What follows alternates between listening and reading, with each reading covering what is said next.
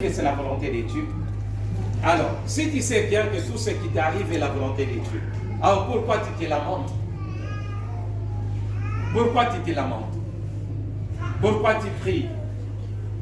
Pourquoi tu vois les hommes de Dieu et tu leur parles de ton problème? Si réellement c'est que tout ce qui t'arrive est la volonté de Dieu, reste chez toi à la maison. Ne prie pas. Ne prie rien. Reste là.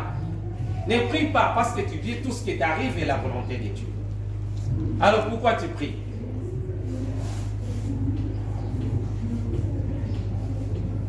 Si le diable vient dans ta vie, c'est la volonté de Dieu. C'est-à-dire c'est le diable qui a comploté avec Dieu pour tenter Adam dans le jardin d'Éden. Pourquoi tu ne peux pas être intelligent?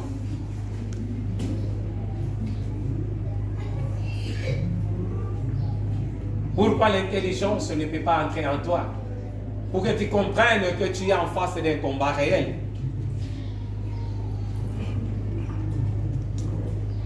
Il n'y a pas une place là où l'Éternel s'est transformé en Dieu de malheur contre ces personnes qui craignent son nom et qui les cherchent de toute leur faim, de toute leur cœur. Alléluia. Gloire à Dieu.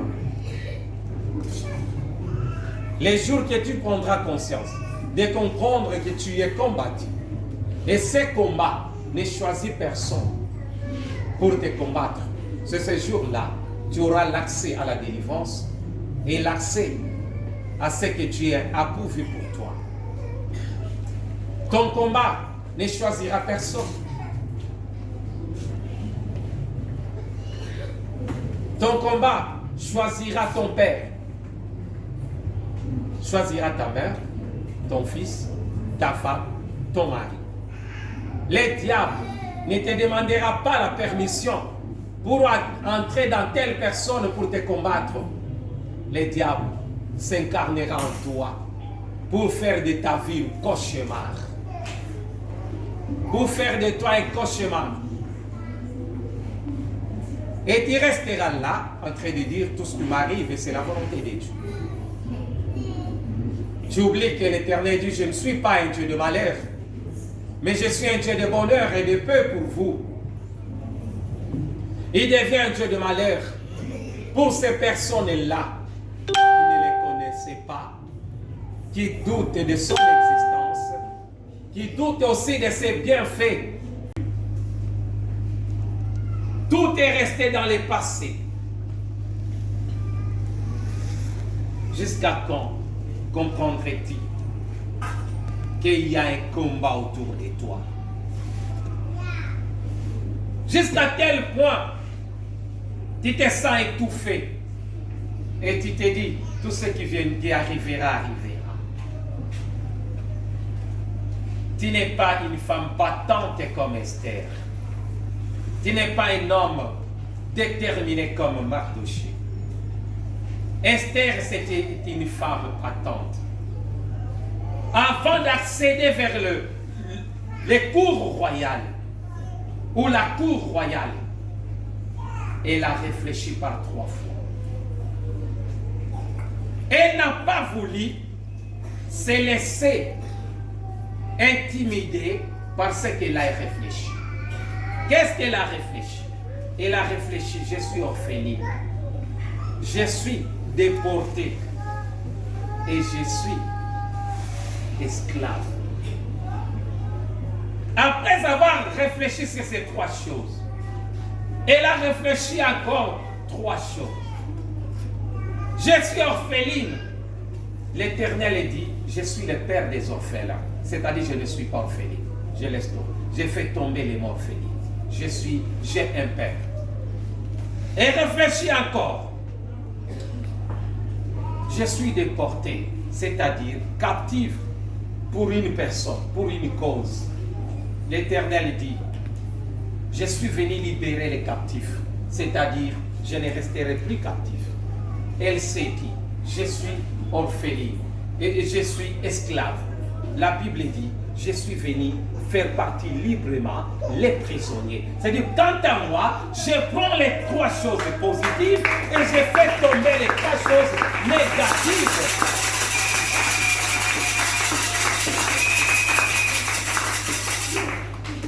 Et ça lui a donné le pouvoir, la force d'accéder au cours royal, à la compétition. Parce qu'elle avait la force que l'Éternel. Mais toi, tu te laisses embarquer à n'importe quoi. Tu te laisses rouler par n'importe quoi. Et tu oublies que l'Éternel pourrait être ton défenseur. Il défendra ta cause si réellement tu les connaisses. Et tous ceux qui te demandent, tu peux aller te casser 1000 morceaux pour en avoir, parce que tu as la chaleur d'avoir la solution.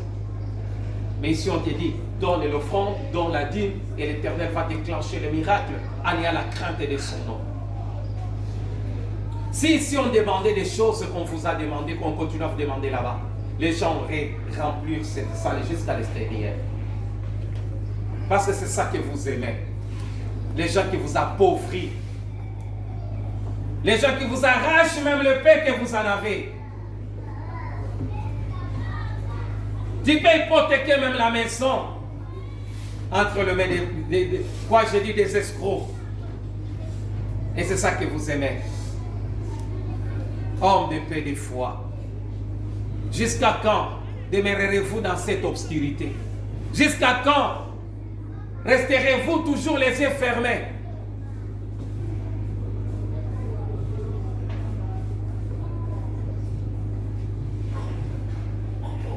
Très reconnaissant dans la vie. Il faut comprendre les bienfaits de Dieu. Toutes ces personnes qui ont des combats ici, personne n'est combattu par une personne de l'extérieur. C'est ta famille qui a ouvert la porte. Ton combat commençait par ta propre famille.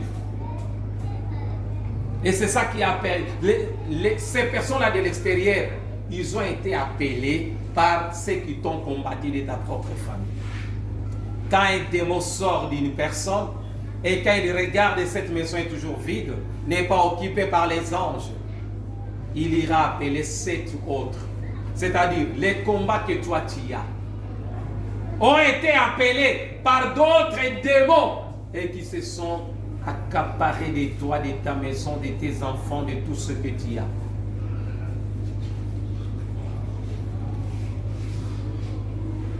Parce que ton cœur, ta vie n'était pas occupée par les Saint-Esprit de Dieu, ni par les anges de Dieu. Ouvre votre intelligence. Ouvre votre intelligence.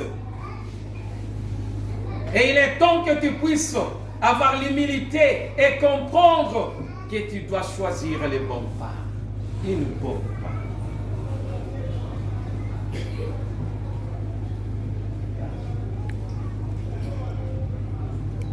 D'autres disent, je ne peux pas aller aux cités de racheter. Mais là où tu vas, là où tu étais là, qu'est-ce que tu as dit? Oh non, j'attends seulement le paradis qui t'abandonne. Qu'ils remettent ce qu'ils ont pris de toi.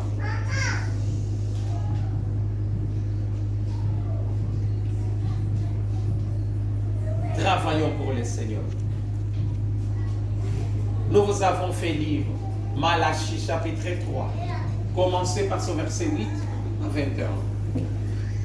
Nous vous avons dit ceci. Celui qui respectera Malachie 3, sa réponse se trouve dans Deutéronome 28, 1 à 14.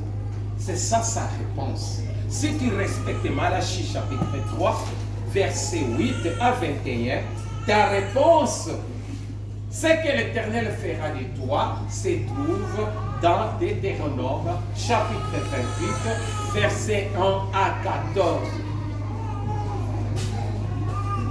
C'est clair. Mais combien de personnes en respectent?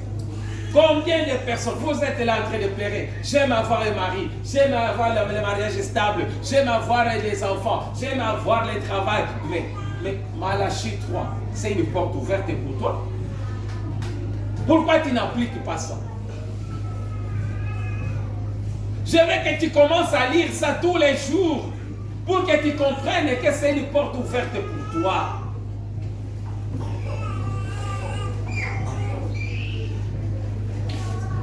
et tu vivras le bonheur dans ta vie.